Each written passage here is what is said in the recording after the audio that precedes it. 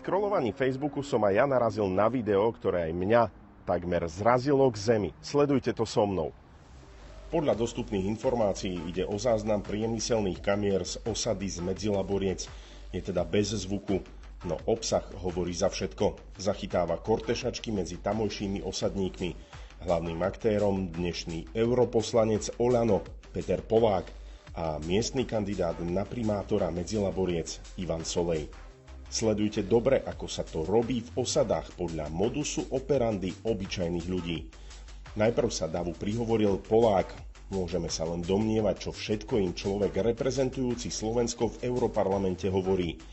Netrvá to dlho a začína sa to, o čom by sme pokojne mohli hovoriť ako o volebnej korupcii. Rozdávajú sa, alebo lepšie povedané, rozhadzujú sa medzi ľudí keksíky, lízatká, podáva sa dezertné jablčné víno, jednoducho povedané čučo.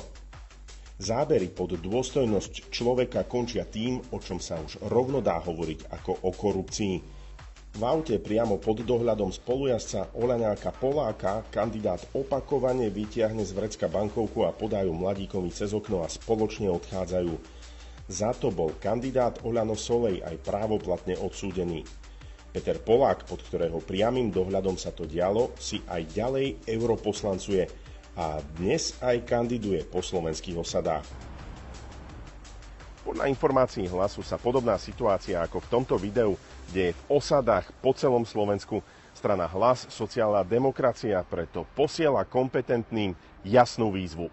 Tak ako Oľano oklamalo celé Slovensko a ako zneužili dôveru ľudí počas uplynulých 3 rokov, tak chcú opätovne zneužiť dôveru Rómov v osadách. Jednoduchým a hlavne chudobným ľuďom ponúkajú za účasť vo voľbách 500 eur. Nejde len o to, že ide o volebný podvod a korupciu.